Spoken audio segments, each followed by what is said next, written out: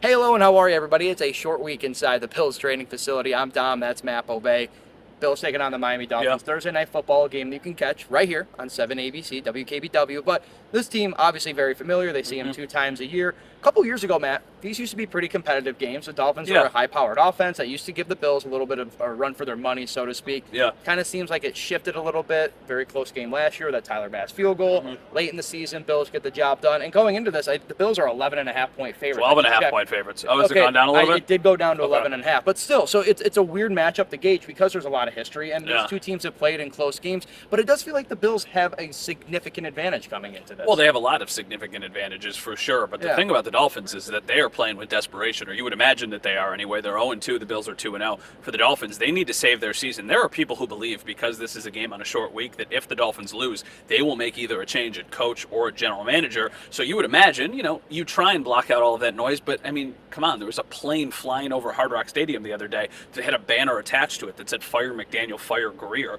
Like, Sean McDermott was asked a question about that today, so obviously there's some buzz around the future of the leadership at the Miami Dolphins. I am sure the players have seen it. I am sure the players have heard it, and if they want to keep things intact and try and save this season, they need to get a win. So they're going to be playing with some desperation. But I actually talked to Spencer Brown and AJ Epinesa about that idea, and they're like, you have to have a heightened sense of awareness when you're going against a team like that, because maybe they try and do a little bit something different, or maybe they try and do a little bit more. But it was also interesting because I asked Josh if there's any advantages to a Thursday game, because the players always talk about how much they don't like these short turnarounds, and I understand that. And he said it usually keeps the game plan a bit simple, and I think that favors a team like the one we have. So I feel like there's a bit of give and take. I don't think the Dolphins, though, are just going to roll over. Like, the line to me is a bit strange. Like, that is a really, really big line early in the season. Yeah. I think Miami can stay in this game for sure. The Bills just need to make sure they don't have mistakes, because that's how you let an inferior team stay in a game longer than they should be allowed to. Yeah, and I credit to, okay, you have to make mistakes. Josh Allen doesn't make a lot of them against Miami. He has played very well against Miami. I go back to last season's game where James Cook has 3 touchdowns, right? Like, there is a significant advantage, I think, offensively, where the Bills have opportunities where, things are going to go in their favor if they stay buttoned up. The desperation thing, though, is interesting because I do believe the Bills are the better team on paper. They have a better quarterback, better offense, a better defense. Yeah. But there is something about that desperation, though. So it is very... It's eye-opening, I guess, to hear the players kind of acknowledge that, but also have a different take to it. Like, you come in back against the wall, you would expect this Miami team to maybe throw a little bit something. Like, do you think we see some new look, or maybe just a Mike McDaniel, like, hey, let's throw everything in the kitchen sink on this because I'm trying to save my job? I think that they're going to try and run the crap out of the ball, and I know that the Bills answered the questions about stopping the run a bit against Breece Hall, but I think that they could sell out more against the Jets because of the lack of fear in the Jets' passing attack than they'll be able to do 100%. with this Dolphins team. I think Devon Achane is a really, really explosive player. If I was Miami, I would be using him all over the field. I would be trying to get him the ball as much as possible. That said, Miami's critical 2 problems this year have been their offensive line has not been good, and they've got injuries on their offensive line. So now Tua, who already gets the ball out really quick, is getting taken down really, really quick. He's not somebody who can play really off of script nearly as well as Josh Allen, so that's a problem. And then defensively, their secondary is really, really weak, and it's banged up on top of that. So now you have an area that can be exploited where the Bills should be able to put up some points. So now, if the Bills are theoretically putting up some points, the Dolphins won't be able to run the ball as much because they're probably going to be playing catch-up or trying to go punch for punch with the Bills. And then if they start to make these passes, the Bills' pass rush has a chance of getting home, and Tua has a chance to make mistakes, which we've seen a lot this year, like a lot of turnovers from them. If the Dolphins turn it over a couple times in this game, the Bills should win the game. Absolutely.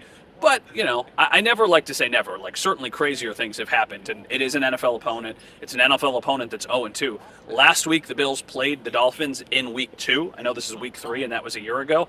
The Dolphins were favored in that game. Yeah. So it's not that long ago that these matchups were expected to be closer than this one is. And that was a game, like, if the game goes on the way that you're talking about script-wise, right, that was a Tua game where he threw, I think, was it 1 or 2 interceptions? I'm thinking it was 3. He threw 3 interceptions. He had 2 to Jamarcus Ingram and 1 to Christian Benford. There it is. And then the one, like, James Cook took over that game. They made some big mistakes. It was just like, that's the game the Dolphins, obviously, they got beat pretty bad. But if they make mistakes, I mean, you're already playing with one hand tied behind your back. Yeah, you're going up a creek without a paddle there, too. Defensively for the Bills, I'm curious to get your thoughts on this. we talked a lot about the cornerbacks in this room, in the secondary. Dorian Strong wasn't really tested a lot. No. Week 1 against the Ravens when he came in for Trey White.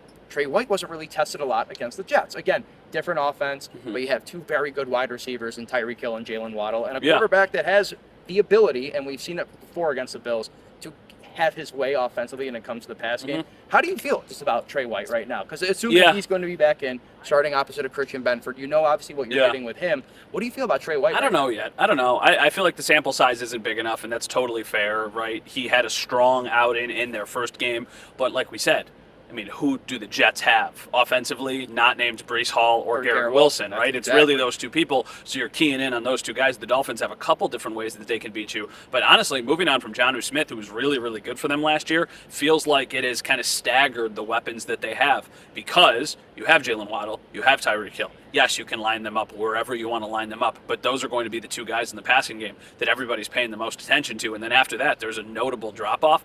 I just want to make sure, or I want to see Trey White. Everything stays in front of you. You make some open field tackles like he did against the Jets.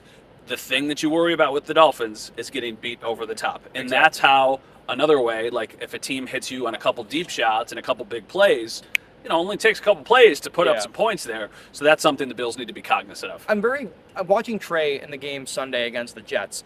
And I know it was a couple times where I thought the coverage was a little bit soft, but it's kind of like, hey, you have to pick your battles and where to choose them, right?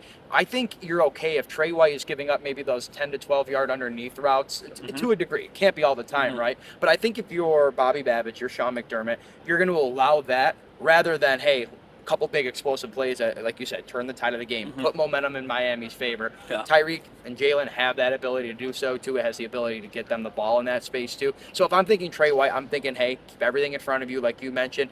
Be okay with giving up I would call it like the little doink plays here and there that get you inching up the sidelines, but don't give up the home run ball. Don't give this team any reason for life. It was kind of like closing out the first half of the Jets game. I felt like the Bills in the red zone could have easily made that game way out of reach by halftime, but they weren't capitalizing on their opportunities in the red zone. Come Thursday, I think they have to find a way to do that. And I think they will. I just think the Dolphins' defense is so banged up that here's the thing. The Dolphins' defensive line is very good. Well, theoretically, it's very good. They get a lot of playmakers on that, like defensive line specifically. But the Bills' offensive line is such a strength. So now all of a sudden I don't want to say eliminating a strength, but you are saying, okay, we feel pretty good about how our offensive line is going to hold up against these pass rushers. Right. But the secondary is so weak that it feels like that is where the Bills need to absolutely take advantage of the Dolphins. And if they do, what I'm expecting them to do, I think they should really put up points. And if that's the case, and with the 2 mistakes we've talked about, and like, okay, then you let everything in front of you. You're just like, okay, like we're just not going to we refuse to let you hit us on a play over the top, and then you just wait for the Dolphins to make mistakes, which all year they have been doing. Right. So it feels like it's not a if, it's a matter of when. But like I said, I am not writing off anybody. I hate when people go into opponents or a matchup and they're like, oh yeah, there's no chance. Of course there's a chance. Weird stuff happens in the NFL all the time. Like really, really weird stuff. And there's always something crazy that could happen. So, we'll see how it plays out. We've talked a lot about how banged up Miami is on both sides of the ball too. Injury-wise, obviously the 2 big concerns, Ed Oliver, Matt Milano, again, did not practice. We're recording this on Tuesday. Did not practice. Taron Johnson, Shaq Thompson limited. Jordan Hancock was a full participant. Sean McDermott didn't rule Matt Milano or Ed Oliver. He's not going to play. Yeah. He also said there's a chance he practices tomorrow. I don't see why not. If the speculation on what that injury could be, this doesn't feel like a game where you need to rush it back. But just generally, like, how concerned are you on the injury front for the Bills? Not overly concerned. I think it's a good sign that they did not put Ed Oliver on injured reserve before the Jets game if you knew he was going to miss. So that, to me, tells me that he has a chance to be coming back for either the Saints game or probably the Saints game, honestly. Because that would be the third game. If not, it would have been exactly the 4th game. So maybe it's the game after that. Same thing with Milano. Sean McDermott hinting that he hasn't been ruled out of practice on Wednesday or whatever is certainly a good sign. I'm not anticipating that either of those guys plays in this game.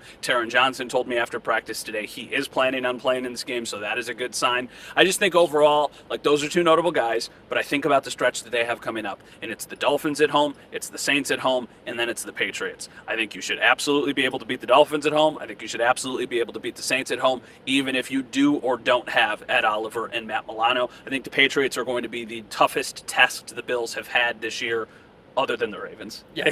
They count a little bit differently up to that point in the season. So getting everybody back by that point, to me, would feel like kind of the main focus, and you just try and hope that nobody else gets hurt from now until then. Which, if you think about that too, you're getting guys back healthy at that point. I mean, I don't want to jump ahead to all these conclusions, but Yeah. you're anticipating the Bills will have a favorable record at what that point is. So you're setting yourself up for the rest of the midseason point to be in a good position coming off, let's say, like the bye week off of week 7 here too. I'm with you. I'm not that concerned. Yeah. I don't. For me, I'm not even concerned. I actually just don't think it's worth it to play Matt Milano or Ed Oliver. No, or even because try to rush them no, back. there's no reason to rush these guys back, especially on a short week, especially when after the Dolphins game you've got 10 days to get ready for the Saints. Like, that line will probably be ridiculous between the Bills and the Saints. You like what Dorian Williams has brought to the table over the years. I feel like he needs to probably be on the field a bit more, but Milano has kind of blocked that out. That's a good problem to have.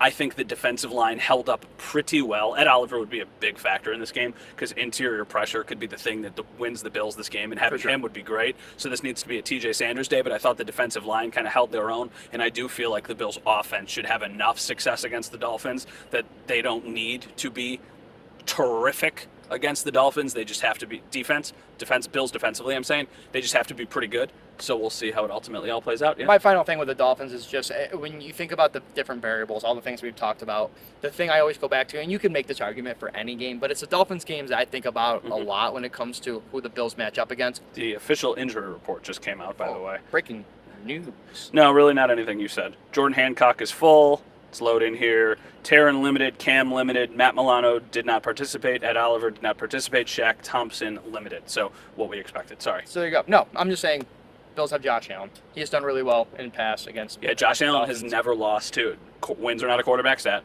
Josh Allen has never lost to the Dolphins in Orchard Park. That will inevitably change at some point. Like, Yeah. it just will. It's going to. The Bills have won 13 out of 14 against the Dolphins. Their last, which is crazy, their last loss was in 2022 in Miami. Their last loss in Buffalo was on Christmas Eve in overtime in 2016. I don't even remember this. I remember the game It in was a Miami Tyrod game. because the Miami game was one that was sweltering hot. Yeah, it was down there. disgusting. Yeah. Yeah, and like Josh skipped a ball to Isaiah McKenzie in the end zone on a play that would have given him the lead. All right, now we're talking about history stuff. We should probably say bye. We're rambling. Yeah, so that's wrapping up Thursday Night Football, Bills versus the Dolphins. That is on 7 ABC WKBW. We will be there pre- and post-game show. It's going to be a lot of fun. It's going to be, I mean, not to humbly brag, our shows are pretty awesome. So make sure you tune in right here, KBW. That's Matt. I'm Dom. Talk to you guys soon.